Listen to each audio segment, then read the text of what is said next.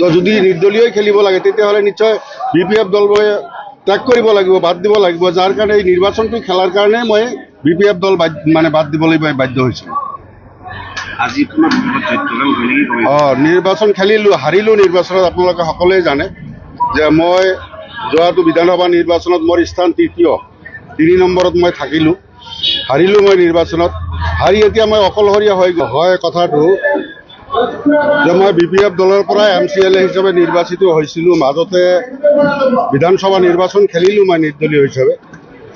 তো সকলোৱে জানে যে বিধানসভা খেলিবলৈ হ'লে বা যিকোনো নিৰ্বাচন খেলিবলৈ হ'লে এটা দলৰ পৰা যদি সেই দলৰ টিকেট নহয় তেতিয়াহ'লে বেলেগকৈ খেলিব লাগিলে নিশ্চয় সেই দলৰ পৰা ৰিজাইন দিব লাগিব, পদত্যাগ কৰিব লাগিব। আৰু বিধানসভা নিৰ্বাচন খেলাৰ এটা মানে প্ৰবল মন আছিল আৰু আমাৰ ৰাইজৰো এটা খুব দাবী আছিল। আৰু ৰাইজৰ দাবীৰ প্ৰতি সঁহাৰি জনাই মই এক প্ৰকাৰ নিৰ্বাচন খেলাটো মোৰ কাৰণে মানে বাধ্যবাধক হৈ গৈছিল। যাৰ কাৰণে যিহেতু মই নিৰ্দলীয় খেলিব লাগিব, বেলেগ দলৰ কোনো অপশ্যন নাই, গতিকে আৰু বেলেগ দলত মই নেখেলোঁ।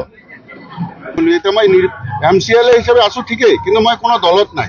কিন্তু সকলোৱে জানে, ৰাইজেও জানে যে আমাৰ সমষ্টিটোৰ এটা উন্নয়ন কৰিব লাগিলে নিশ্চয় কোনোবা এটা দলত থাকিব লাগিব। আৰু দলটো কোনটো দলত থাকিব?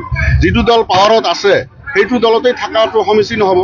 ৰাইজেও বিচাৰিলে যে আপুনি য'ৰ পৰা আহিছে তাতেই যাওক। মই বিভিন্ন ৰাইজৰ লগত মানে বুজাবুজি কৰিলোঁ। আৰু আমাৰ BPF দলৰ যিটো হাইকমাণ্ড, BPF দলৰ হাইকমাণ্ড BTCৰ চিফ মাননীয় হাগ্ৰামা মহিলাৰী ডাঙৰীয়াও মোক বিচাৰিলে দলত পুনৰ ঘূৰি অহাৰ কাৰণে।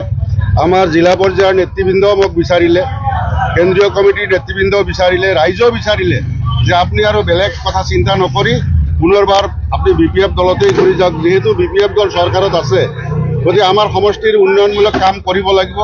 আমাৰ শোচনীয় অৱস্থা হৈছে ৰাস্তা ঘাটৰ বা বিভিন্ন দিশত আমাৰ সমষ্টিটো বহুত পাছ পৰি আছে। গতিকে সমষ্টিটোক আগবঢ়াই লৈ যাব লাগিলে আপোনাৰ কৰিব লগা বহুত কাম আছে। গতিকে আৰু এইখিনি কাম যদি কৰিব লগা হয় তেতিয়া নিশ্চয় আপুনি ৰুলিং পাৰ্টিত থাকি এইখিনি কাম কৰিব লাগিব। গতিকে ৰাইজৰ যিহেতু বিপুল দাবী, আমাৰ BPF দলৰো কৰ্মকৰ্তাসকলৰো যিহেতু এটা মানে হেৰি আছে যে আপুনি ঘূৰি আহিব লাগে আকৌ দলত। আৰু মোৰো ইচ্ছা যে দলত থাকি ৰাইজৰ কাৰণে কিবা নহয় কিবা এটা কৰোঁ। আৰু এইটো ৰাইজৰ লগত থাকি বা BPF দলত থাকি আমাৰ সমষ্টিটোৰ সৰ্বাংগীন উন্নতি কৰাৰ কাৰণে মই আকৌ দলত ঘূৰি অহাৰ কথাটো চিন্তা কৰিলোঁ।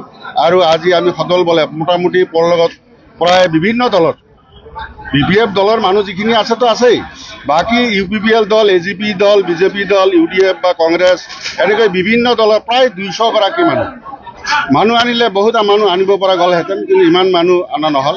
যিখিনি সমাজক নেতৃত্ব দিব পৰা মানুহ আছে, সমাজক লিড লোৱা যিখিনি মানুহ আছে, সেইখিনি প্ৰায় মানে ডেকা গাভৰু যুৱক যুৱতী চবেই মিলি প্ৰায় 200 গৰাকী মানুহ লৈ আজি মই ইয়াত আকৌ পুনৰবাৰ BPF দলত জইন কৰিলোঁ। আৰু এইখিনি নিশ্চয় আপোনালোকৰ সন্মুখতে হৈছে, আপোনালোকে দেখা পাইছে। বেলেগ কোনো কথা নাই, সমষ্টিটোৰ এটা সৰ্বাংগীন উন্নতি কৰাৰ কাৰণে মই BPF দলত আকৌ ঘূৰি আহিছোঁ।